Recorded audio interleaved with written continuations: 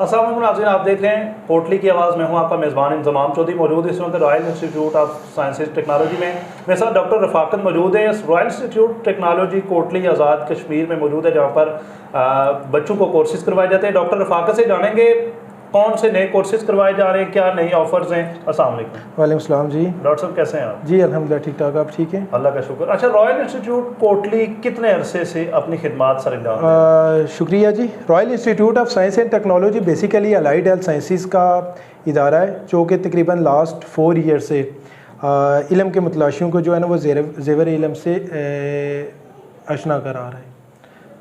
तो अब जो रॉयल इंस्टीट्यूट के नए प्रोग्राम्स का आगाज़ हो रहा है, कौन कौन से कोर्सेज़ करवाए जा रहे हैं और क्या जदीद इस्लाहात? देखें सर, हमारे पास तो बेसिकली पहली जो डिग्री करवाई जा रही है वो डॉक्टर ऑफ फिज़िकल थेरेपी है। सब ये 5 साल जो डिग्री होती है, और उसके बाद BS लेवल्स के प्रोग्राम्स करवाए जा रहे हैं। तकरीबन 10 से 12 फील्ड्स हैं जिसके अंदर हम लोग BS के प्रोग्राम्स करवा रहे हैं।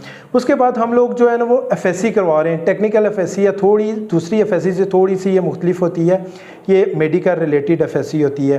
तो FSC की अगर हम लोग बात करें तो हम लोग मेडिकल लैब टेक्नोलॉजी के अंदर, ऑपरेशन थिएटर के अंदर, रेडियोलॉजी के अंदर, डेंटल के अंदर, फिजियोथेरेपी, ऑप्थोमोलॉजी, FSC डिस्पेंसर्स, ये प्रोग्राम्स करवा रहे हैं। डॉक्टर साहब, आज जो मौजूदा हालात में बच्चियों के हवाले से आपके पास क्या प्लान है, क्या लाएअमल है? देखें सर, इसको मद्देनज़र रखते हुए हमने इस दफ़ा ये फ़ैसला किया है कि FSC के अंदर हम लोग इस दफ़ा सिर्फ गर्ल्स का एडमिशन कर रहे हैं। और ये अलाइड हेल्थ साइंसेस, चूँकि इसके अंदर को एजुकेशंस होती है, बॉयज़ और गर्ल्स इकट्ठे पढ़ते हैं, तो मेरे अंदाजे के मुताबिक ये पहला कॉलेज होगा जो इस तरह की ऑफ़र कर रहा है। क्योंकि मेडिकल के अंदर को एजुकेशंस होती है, बॉयज़ और गर्ल्स इकट्ठे पढ़ते भी हैं, जाकर फील्ड के अंदर जाकर इकट्ठे सर्व भी करते हैं। लेकिन हमने मोनीटर किया कि कुछ इश्यूज़ आ रहे थे वालिदैन के हवाले से भी, बच्चों के हवाले से भी, और हम लोग मोनीटर कर रहे थे। तो इसकी वजह से हम लोगों ने ये फ़ैसला किया कि इस दफ़ा FSC के अंदर सिर्फ गर्ल्स का एडमिशन होगा। और ये आई थिंक सो कि आज़ाद कश्मीर बल्कि पाकिस्तान का वो पहला अलाइड हेल्थ साइंसेस का इदारा होगा जो कि सिर्फ गर्ल्स के एडमिशन्स कर रहे हैं। इसकी वजह क्या, आखिर जो आप सिर्फ गर्ल्स का एडमिशन कर रहे हैं, बॉयज़ का एडमिशन नहीं होंगे, इसकी बेसिक वजह क्या? सर, अगर हम लोग दौरे हाज़र को देखें तो एक रियलिटी है कि बहुत से इस तरह के इश्यूज़ आ रहे हैं जहाँ पे म्यूचुअल एजुकेशन होती है, लाइक को एजुकेशंस होती है, तो वहाँ पे चूँकि ये एज भी ऐसी होती है कि वहाँ पे कुछ प्रॉब्लम्स आती हैं।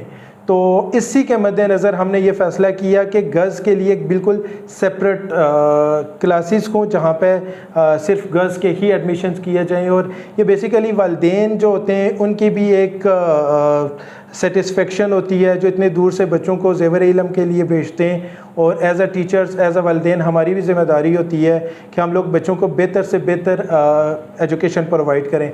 और अल्हम्दुलिल्लाह royal institute of science and technology की बात करूं तो दौर हाज़र के मुताबिक ये बेहतरीन तालीम भी प्रोवाइड कर रहा है, और जहाँ पे ज़रूरत होती है तो इस तरह के स्टेप्स भी ले रहा है। तो गर्ल्स के लिए ये स्टेप लेना आई थिंक सो कि ये एक वाहिद इदारा होगा जो कि पहली दफ़ा इस तरह की ऑफ़र कर रहा है। और इस दफ़ा जो हम लोग सिर्फ गर्ल्स के ही एडमिशन कर रहे हैं FSC के अंदर। मुझे एक आखिरी बात है कि जो आपने गर्ल्स के लिए आप ये एडमिशन ओपन किए हैं, जो आगाज़ किया है, इसमें जो स्टाफ होगा वो फ़ीमेल टीचर्स होंगे या मेल? सर, हमारे पास देखा जाए तो 90% फ़ीमेल ही स्टाफ होती है। डॉक्टर्स होते हैं अपनी अपनी फील्ड के अंदर। तो प्रायोरिटी यही होगी कि जब हम लोग गर्ल्स के लिए कर रहे हैं तो फिर पूरा सेपरेट ही गर्ल्स वाला रखें।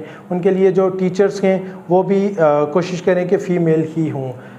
ठीक है, तो क्या पैगाम देंगे स्टूडेंट्स को, देखने सुनने वालों को और वालिदैन को?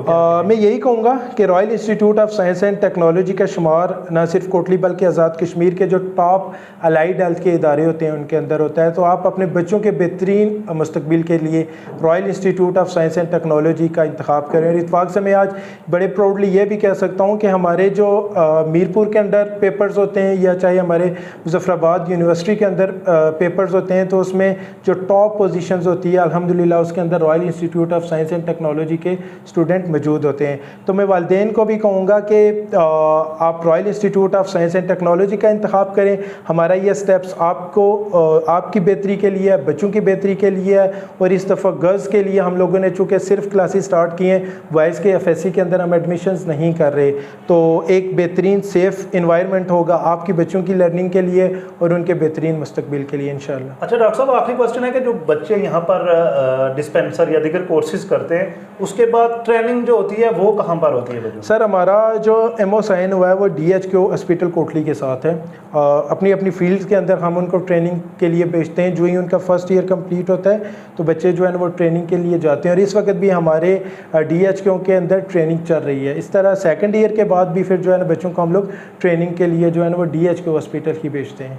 रॉयल इंस्टीट्यूट में एडमिशन के कितने टाइम बाद जो कोर्सेज होता है उसका जो हाफ टाइम है उसके बाद बच्चा ट्रेनिंग के लिए DHQ भेज देते हैं या कोई? सर इसकी 2 फेजेस होती हैं। अगर मैं बात करूं लाइक 2 इयर्स प्रोग्राम्स की, तो इसमें फर्स्ट ईयर होता है। फर्स्ट ईयर में पहले उनको थ्योरेटिकली सारी चीज़ें पढ़ाई जाती हैं, सारी चीज़ें बताई जाती हैं, सिखाई जाती हैं, फिर उसके बाद जो है ना वो ट्रेनिंग के लिए भेजते हैं। उनके बाद उनके एनुअल एग्जामिनेशंस होते हैं, फिर सेम सेकंड ईयर का प्रोसीजर होता है। पहले उनको थ्योरेटिकली कोर्सेज यहाँ पे पढ़ाए जाते हैं और उसके बाद फिर जो होती है उनकी प्रैक्टिकल क्लासेस स्टार्ट। अच्छा, एक दफ़ा डिटेल में कोर्सेज बता दें जो रॉयल इंस्टीट्यूट में करवाए जा रहे हैं, तो उसके बाद आपसे इजाज़त। इसमें हम लोग जो पहली डिग्री करवा रहे हैं वो DPT है, डॉक्टर ऑफ फिज़िकल थेरेपी है।